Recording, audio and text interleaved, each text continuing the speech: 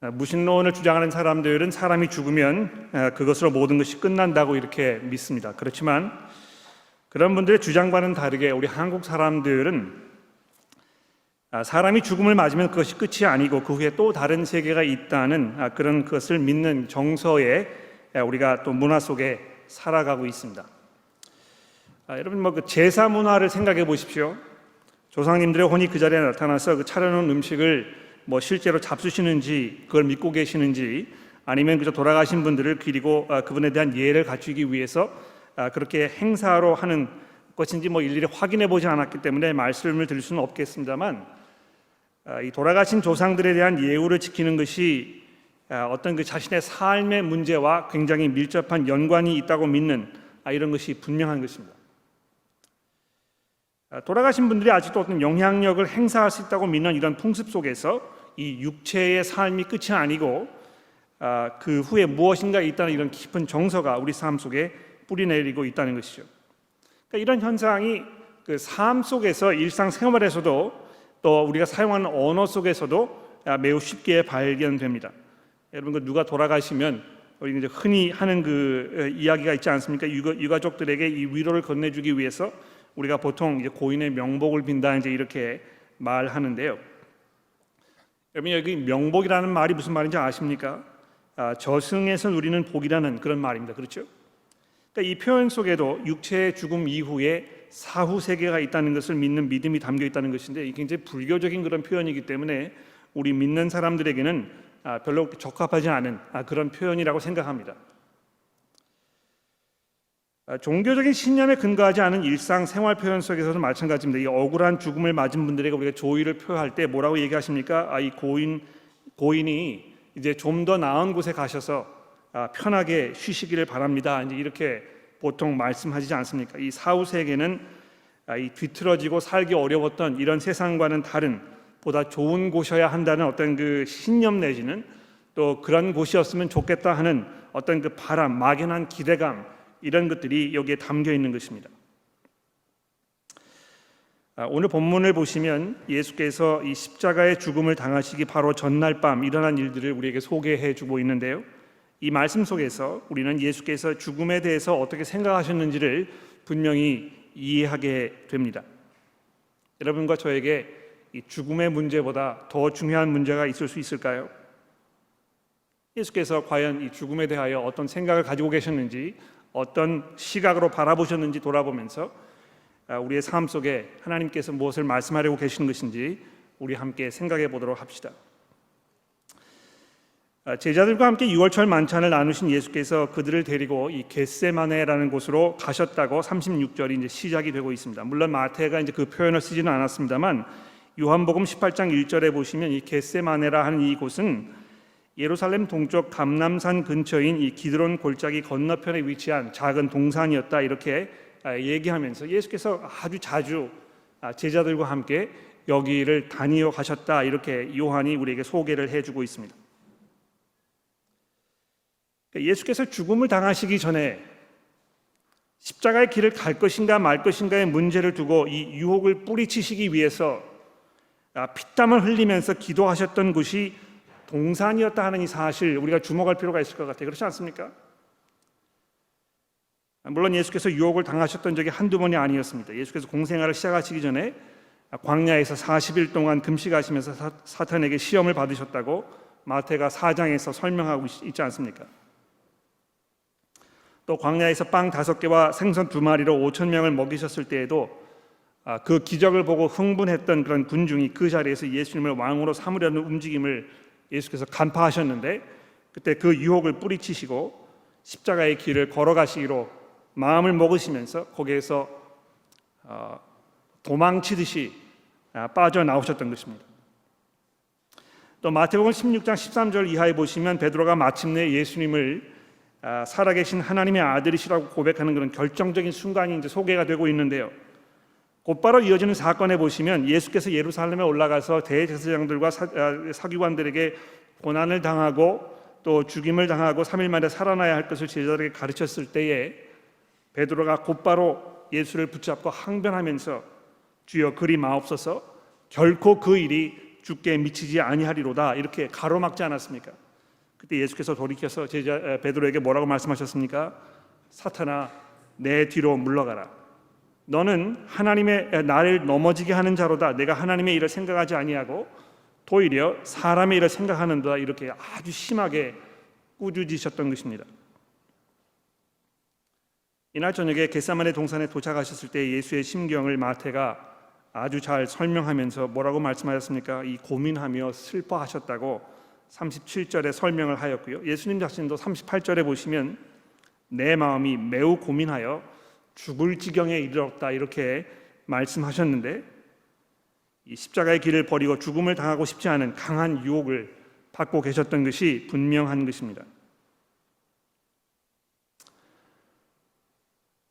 성경이 모든 인간에게 이 죽음이 찾아오게 된 경위를 설명하면서 창세기 3장에서 인류의 시조인 아담이 에덴 동산에서 그 시험을 이기지 못하고 사탄의 유혹에 넘어가서 선악을 알게 하는 그 과실을 따 먹어버린 그 장면을 설명하고 있지 않습니까? 그가 하나님처럼 되고 싶은, 그래서 자신의 모든 영광과 권세를 누리고 싶은 그 유혹을 하나님의 말씀을 향한 믿음으로 이겨내지 못하고 타락해서 모든 사람을 죽음의 구렁텅이로 몰아넣은 것입니다. 그로 인해서 모든 사람에게 이 죽음이 찾아왔다고 로마서에서 말씀하고 있는데요, 그것은 우리가 억울하게 이 아담의 죄를 다 뒤집어 썼다는 그런 이야기가 아니고요, 우리 모두가 이 아담의 반역에 동참하였음을 말하는 것입니다. 아마 여러분과 제가 그 자리에 있었다면 여러분과 저도 마찬가지로 똑같이 아담과 함께 그 길을 선택하게 되었을 것이라는 것을 지금 바울 사도가 지적하고 있는 것입니다. 동산에서 영원한 생명을 누리며 살 수 있었지만 그 시험을 견디지 못하고 모든 사람에게 죽음을 가져다 준 그 아담이 있었다면, 그 아담의 아들, 즉 인간으로 이 세상에 오셨던 예수께서 이제 다시 동산 안에 들어가셔서 아담이 겪었던 그 유혹을 다시 겪으시는, 그리고 그 시험을 견디시고 이기시기 위하여 결사적으로 아버지 하나님 앞에 나아가셔서 기도로 매어달리고 계시는 것입니다. 예수께서 이 절체절명의 순간에 한 발자국도 물러서지 아니하시고 자기를 보내신 그 아버지의 거룩하신 뜻에 자기 자신을 맡기심으로써 그를 의지하는 모든 이들에게 새 생명을 가져다 주시는 그 기회가 이제 주어지게 된 것이죠. 우리는 이 순간 예수께서 하셨던 그 모든 말씀 하나하나에 우리가 주목하지 않으면 안 됩니다. 이 순간이야말로 모든 행동과 모든 말이 아주 중대한 의미를 가지고 있는 그런 순간이기 때문입니다. 여러분, 보통 사람들이 이제 이런 그 순간에 맞닥뜨리게 되면 이 숨이 막혀오는 이 위기의 순간을 맞게 되면 정신이 혼미해져 가지고요, 어떤 정상적인 언행을 기대하기가 어렵습니다. 그렇지 않습니까? 그러나 예수께서 이 순간을 어떻게 맞이하셨는지를 돌아보게 되면 우리가 왜 그분을 사랑할 수밖에 없는지, 왜 우리가 우리의 모든 것들을 그분에게 드릴 수밖에 없는 것인지가 더 분명하게 우리 마음속에 각인될 것입니다. 여러분, 38절에 예수께서 같이 온 제자들에게 여기 머물러 나와 함께 깨어 있으라 하신 그 말씀에 주목해 보십시오. 또 40절과 41절에도 보시면 너희가 나와 함께 한 시간도 이렇게 깨어 있을 수 없더냐, 시험에 들지 않게 깨어 기도하라 이렇게 말씀하셨는데요, 예수께서 제자들에게 깨어 기도하라고 당부하신 것이 이번이 처음이 아니라는 것을 여러분 아마 알고 계실 것입니다. 이 유월절을 지키시기 위해서, 그리고 자신을 십자가에 내어주시기 위해서 예루살렘에 도착하신 이후에 24장부터 예수께서 이 세상이 하나님의 심판에 놓이게 될 그 순간에 대해서 계속 말씀하지 않으셨습니까? 여러분, 그 24장 2절 말씀해 보십시오. 예루살렘 성전이 무너져 내리는 순간에 대해서 말씀하셨는데요, 제자들이 그 이야기를 듣고 하도 충격을 받아가지고 3절에 뭐라고 물었습니까? 예수께서 감람산에 앉으셨을 때에 제자들이 조용히 와서 언제 이런 일이 벌어지겠냐고 여쭤보지 않았습니까? 주의 임하심과 세상 끝에는 무슨 징조가 있겠느냐고 이렇게 질문하였던 것입니다.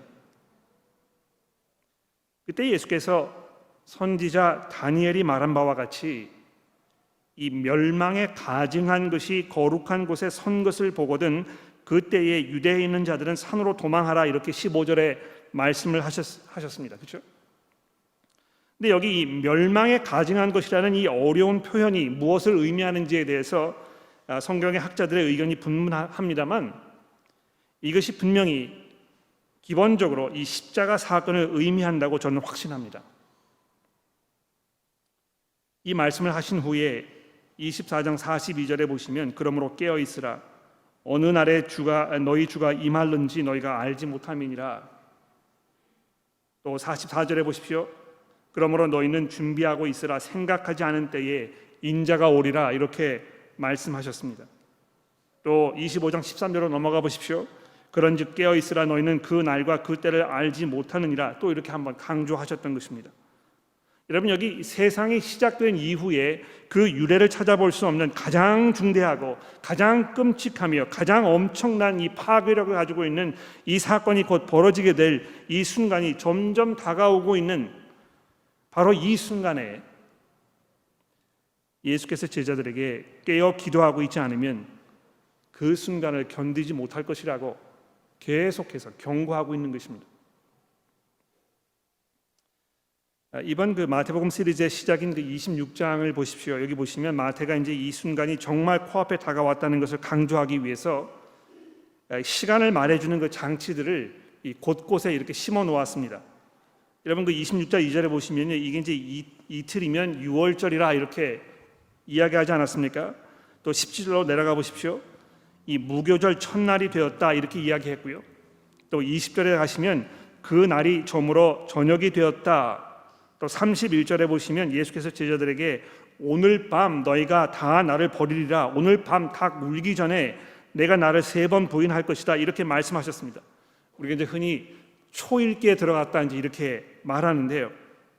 정말 이 멸망에 가증한 것이 그 흉측한 모습을 마침내 드러내는 그 끔찍한 순간이 이제 정말 곧 벌어지는 그 긴박한 순간이 이제 다가온 것입니다. 이 순간은 하나님께서 창세 전부터 계획하고 준비하셨던 바대로 세상이 시작되었을 때에 단지 피조물에 불과하였던 이 인간들을 자기의 양 아들로 입양하시기 위하여 그의 죄를 용서하시고 또 씻으시며 거듭나게 하시기 위하여 꼭 하지 않으면 안 되었던 이 결정적인 그 조치가 완성되는 그 순간이었던 것입니다. 그 순간을 맞으시는 예수께서 잠들지 아니하시고 깨어서 필사적으로 기도하시면서 하나님께 메어 달리고 하나님의 뜻하신 바에 자기 자신을 온전히 맡기셨습니다만 에덴 동산 안에 아담과 마찬가지로 제자들이 깨어있지 못하고 육체적으로 피곤하였습니다만 그보다도 영적으로 희미하여졌던 그 안일해진 영의 눈을 뜨지 못한 채 이 순간 철저하게 실패하면서 자신들이 어쩔 수 없는 아담의 후예임을 드러내고 있는 것입니다. 여러분 이 시점에서 여러분과 저는 이 제자들의 모습 속에서 우리 스스로의 모습을 발견하게 되지 않습니까? 에덴 동산에서 아담과 우리가 함께 있었다면 우리도 역시 손을 내밀어 선악과를 덥석 손에 쥐었을 것이고요. 여러분과 제가 제자들과 함께 겟세마네 동산에 있었다면 쏟아지는 잠을 이기지 못할 뿐만 아니라 영적 안일함과 무지함 속에서 주께서 지금 겪으셔야 하는 그 일의 내막을 조금도 이해하지 못한 채 우왕좌왕하고 있었을 것입니다. 그러나 우리 주님께서 단 한순간도 잠들지 아니하시고 이 고독하고 괴로운 순간에 끝까지 아버지의 뜻을 붙잡으셨다고 마태가 우리에게 증거해주고 있습니다. 자, 그런데 여러분 이 마지막 순간에 죽음을 대하시는 예수님의 모습이 사실 우리를 매우 당황스럽게 하는 것입니다. 그렇지 않습니까? 여러분 그 37절에 보시면 베드로와 세베대의 두 아들을 데리고 가실새 고민하고 슬퍼하사 이에 말씀하시되 내 마음이 매우 고민하여 죽게 되었으니 너희는 여기 머물러 나와 함께 깨어 있으라. 이렇게 말씀하셨습니다. 예수께서 지금까지 조금도 흔들림이 없이 아주 의연한 모습으로 걸어오신 것을 우리가 생각해 보았을 때 이 마지막 순간에 이런 모습이 굉장히 의외적입니다.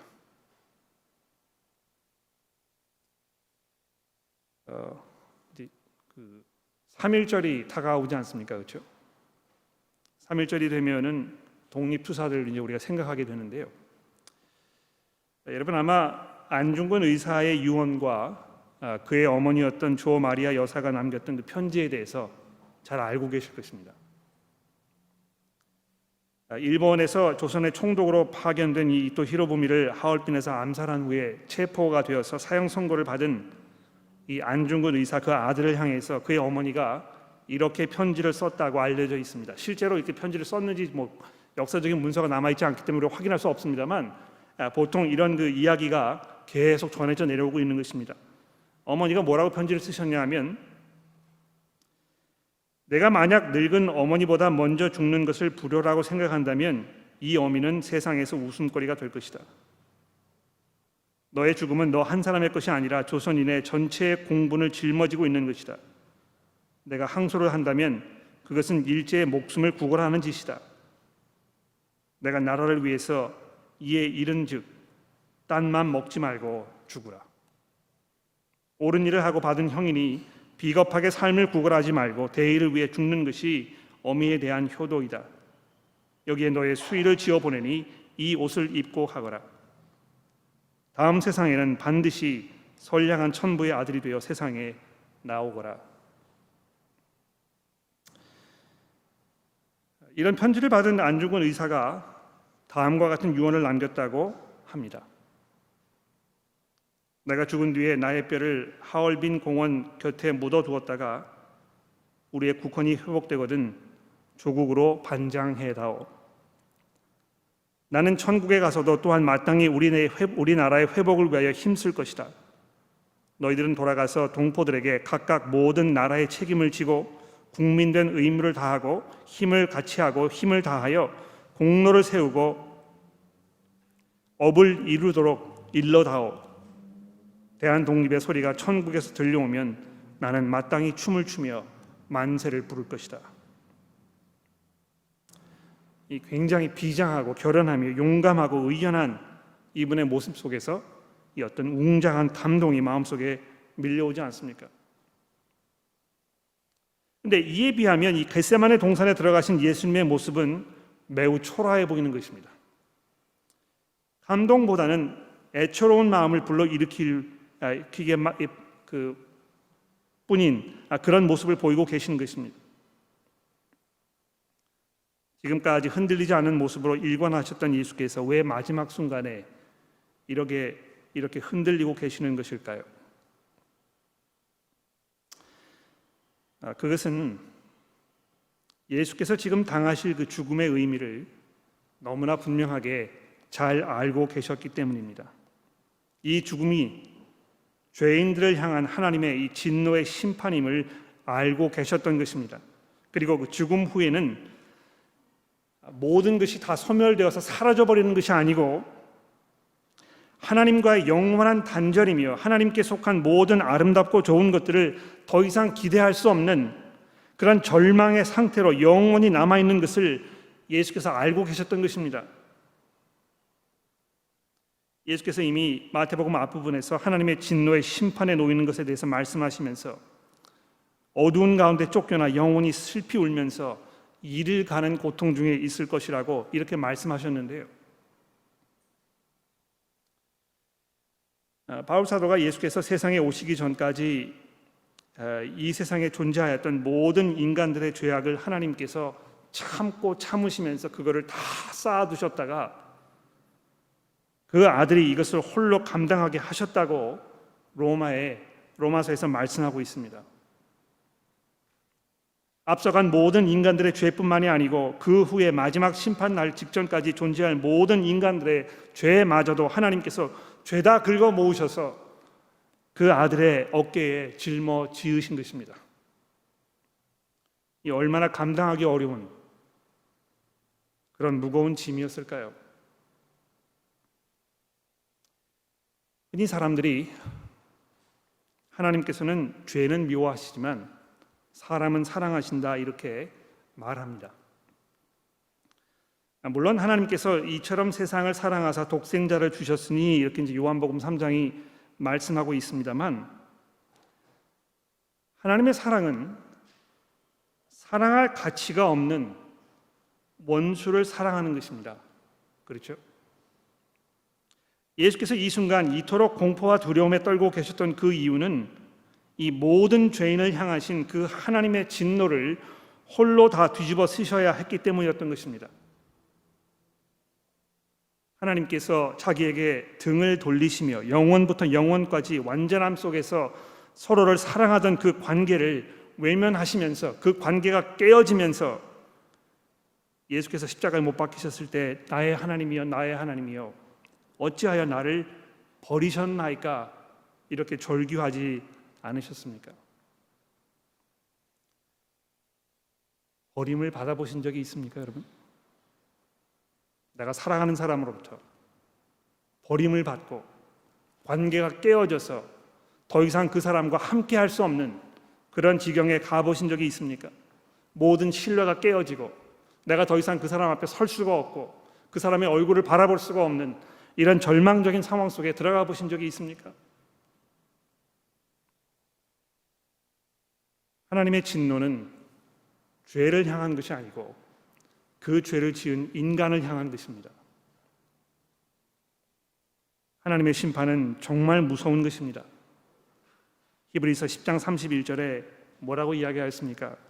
살아계신 하나님의 손에 빠져 들어가는 것이 무서울진저. 그 사실을 누구보다 더 잘 알고 계셨던 예수의 이 모습 속에서 하나님의 그 심판에 대한 두려움이 우리 마음속에 분명히 각인되어야 할 것입니다. 여러분, 하나님의 그 사랑과 은혜가 얼마나 놀랍고 큰 사랑이요 은혜인지는 그분의 그 진노가 얼마나 무서운 것인지를 이해하지 못하면 충분히 깨닫기 어렵습니다. 그렇죠? 하나님의 사랑을 값싼 사랑으로, 쉽게 하는 사랑으로 치부해버리는 이 무례함을 범하지 않으려면 이 겟세마네 동산에서 기도하셨던 이 예수님의 모습을 생각해 보십시오. 죄를 짓고 죄에 찌들어 사는 것을 마음 아파하고 괴로워하지 않으면서 하나님의 용서는 마치 당연한 것인 것처럼, 하나님이 뭐 별 수 없이 나를 용서하셔야지, 나를 용서하지 않으시면 어쩌시겠어, 뭐 이런 식으로 가볍게 살고 계신다면 하나님의 심판을 감당하시면서 그 마음에 고민되고 큰 슬픔 속에 빠지셨던 이 예수의 모습을 기억해 보십시오. 예수께서 기도하셨던 그 기도 자체 속에서는 우리가 무엇을 배우게 되는 것입니까? 39절 보십시오. 내 아버지여, 만일 할만하시거든 이 잔을 내게서 지나가게 하옵소서. 그러나 나의 원대로 마시옵고 아버지의 원대로 하옵소서. 또 42절 말씀해 보십시오. 내 아버지여, 만일 내가 마시지 않고는 이 잔이 내게서 지나갈 수 없거든 아버지의 원대로 되기를 원하나이다. 이렇게 기도하셨는데요. 여기 이제 예수께서 말씀하시는 이 잔이라는 이 표현, 이것은 구약 성경에서 하나님의 심판에 대하여 말씀할 때 자주 사용되었던 그 표현입니다. 여러분, 이 기도 속에서 우리가 뭘 배우게 되는 것입니까? 우선 어떻게 하나님께서 아버지로서 이러실 수 있을까? 이 아들의 간곡한 애원을 주지 않는 그 아버지를 우리가 선한 아버지로 여길 수 있겠는가? 뭐 이런 질문이 아마 생길 수 있을 것 같아요. 여러분도 그런 질문을 혹시 받아보신 적이 있는지 모르겠는데요. 여러분, 그 산상수훈에서 기도에 대해서 말씀하시면서 예수께서 뭐라고 말씀하시는지 기억나십니까? 그 7장에 보시면 9절에 이렇게 얘기하셨습니다. 너희 중에 누가 아들이 떡을 달라고 하는데 돌을 주며 생선을 달라고 하는데 뱀을 줄 사람이 있겠느냐? 너희가 악한 자라도 좋은 것으로 자식에게 줄 알거든 하물며 하늘에 계신 너희 아버지께서 구하는 자에게 좋은 것으로 주시지 않겠느냐? 예수께서 이렇게 말씀을 하셨는데요, 그 좋으신 아버지께서 어떻게 그 사랑하는 아들의 간구를 외면하신단 말인가? 그러나 여러분, 이 질문은 예수님의 마음에 대한 오해로부터 오는 질문입니다. 그렇죠?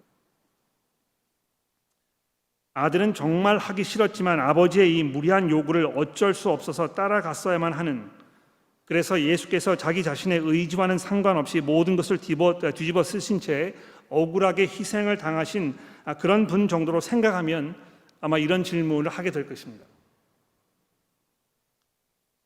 그러나 예수께서는 아버지 하나님을 아들의 소원을 외면할 수밖에 없는 지경으로 몰고 가지 않으셨던 것입니다. 그렇죠? 내 뜻대로 마옵시고 아버지의 뜻대로 되기를 원하나이다. 아버지의 뜻하신 바에 온전히 자기 자신을 맡기며 순종하신 것입니다. 자기의 안락과 자기의 평안, 이것보다 우리를 더더욱 귀하게 여기셨고 죄인들을 구하시려는 아버지의 뜻을 더 중요하게 여기셨던 것입니다.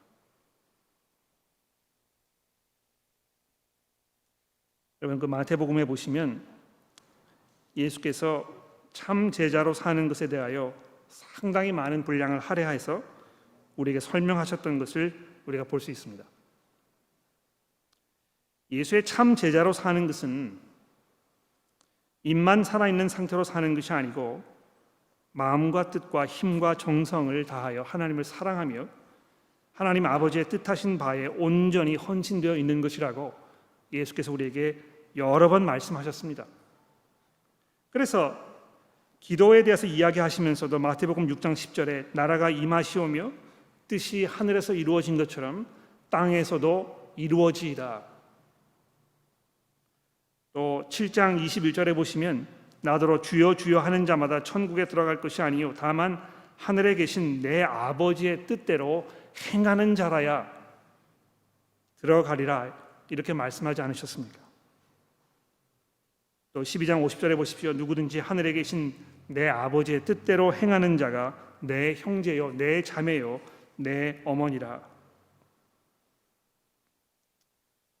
이렇게 가르치셨던 예수께서 이제 스스로 아버지의 뜻대로 사는 것이 어떤 것인지를 몸소 우리에게 보여주고 계십니다. 내 뜻대로 살지 아니하고 하나님의 뜻대로 사는 것은 때로 엄청난 수고와 희생을, 또 수고를 감수해야 하는 것입니다. 하나님께서 늘 우리의 육체적 평안과 이 번영만을 원하실 것이라고 단정을 내어버리고 나서 약간의 수고와 희생이 요구되는 상황이 닥치기만 하면 이것이 결코 하나님의 뜻일 리가 없다고 발버둥을 치면서 투덜거리고 또 불평과 원망을 쏟아내는 것이 아니고요, 일시적인 희생과 대가를 기쁘게 받아들이며 그 후에 반드시 하나님께서 순종하는 이에게 축복하실 것을 기다리며 믿음으로 고백하는 삶을 사는 것입니다. 예수께서 이렇게 얘기하셨죠. 누구든지 나를 따라오려거든 자기를 부인하고 자기 십자가를 지고 나를 따를 것이라, 이렇게 말씀하셨는데, 자기를 부인한다는 이 말이 무슨 말씀입니까? 이제 내가 내 삶의 주권자도 아니고 내 주인도 아니며 내 삶의 결정권을 그리스도께 넘겨드리며 그 삶의 그 마지막에 예수 그리스도의 영광에 동참할 것임을 소망하며 살아가는 것을 말하는 것입니다. 여러분, 이 본문의 42절 말씀을 다시 살펴보십시오. 내 아버지여, 만일 내가 마시지 않고는 이 잔이 내게서 지나갈 수 없거든. 이 방법 외에는 죄인들을 용서할 길이 없었던 것입니다. 우리의 이 도덕적, 종교적 행위와 노력과 수고가 우리의 죄를 만회할 수 있는 길을 열어줄 수 있었다면 왜 하나님께서 그 사랑하는 아들에게 이 무거운 짐을 지게 하셨겠습니까?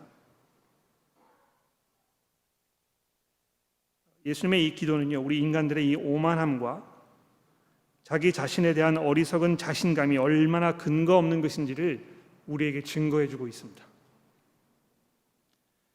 자신이 저지른 일에 대한 그 심각성을 제대로 파악하지 못하면 아마 이렇게 생각할 수밖에 없을 것 같아요. 우리의 수고와 노력만으로 우리가 우리의 죄를 얼마든지 만회할 수 있을 것이라고 이렇게 생각한다면 예수께서 이런 고초를 당하실 아무런 이유가 없었겠죠. 제가 주중에 곰곰이 생각해 보았습니다. 교통사고를 내서 상대방의 차가 부서지면 보험을 통해서 그 차를 고쳐주면 되는 것입니다. 그러나 내가 음주 상태에서 또는 신호를 무시하고 빨간불을 지나려다가 사고를 내서 그 차를 망가뜨린 것뿐만이 아니고 그 차에 타고 있던 그 운전사의 아내와 어린 자녀를 내가 죽음으로 몰고 갔다면, 물론 법이 정한 어떤 그 정해진 대가를 치르면서 법적으로 일이 해결될지는 모르겠습니다만 그 운전사의 마음을 풀어주지는 못할 것입니다. 이 무엇으로 만회할 수가 없는 것입니다. 사고를 저지른 사람도 역시 형량을 채우고 사회에 다시 복귀하였을 때 평생 마음에 빚을 지고 살지 않겠습니까? 감옥에 가든지 이 벌금을 내든지 뭘 하든지 간에 결국에는 문제가 해결된 것이 아닌 것입니다. 우리 인간적인 방법으로는요 전혀 해결할 수 없는 이 관계에 깨진 이 상황을 무엇으로 만회할 것인가? 그러나 예수께서 우리의 죄를 담당하시기 위하여 죄값을 치르시고 우리에게 용서를 가져다 주셨을 때 성경이 우리에게 뭘 약속하고 있습니까? 우리의 양심이 깨끗하여져서 무엇보다도 하나님의 은혜의 보좌 앞에 우리가 담대하게 나아가게 되었다고 선언하고 있으니 그리스도께서 겪으신 이 고통과 슬픔이 얼마나 귀하고 귀한 것입니까? 마지막으로 드릴 포인트는요, 41절에 있는 이 시험에 들지 않게 깨어 기도하라. 마음에는 원이로되 육신은 약하도다 하는 이 말씀입니다. 이 말씀 속에 제자들을 향한 예수님의 마음이 다각적으로 담겨 있다고 생각합니다. 아담이 에덴 동산에서 실패하였듯이 제자들도 이 시련의 시기를 견디지 못하고 모두 넘어질 것을 예수께서 분명히 알고 계셨습니다. 이 십자가의 길은 오직 자기 자신 혼자서 감당하셔야 하는 것임도 알고 계셨습니다.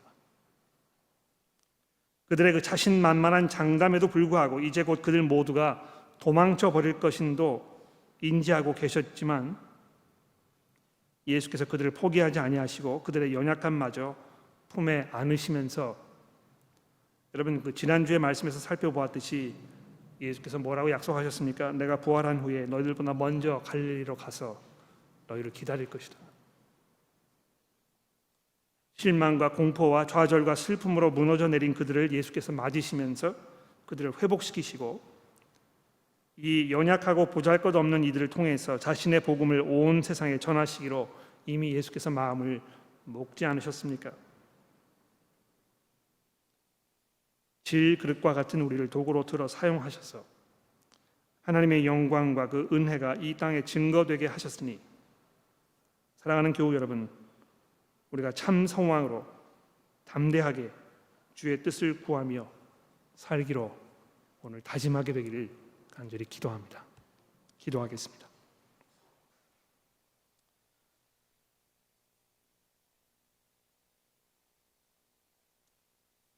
하나님 아버지,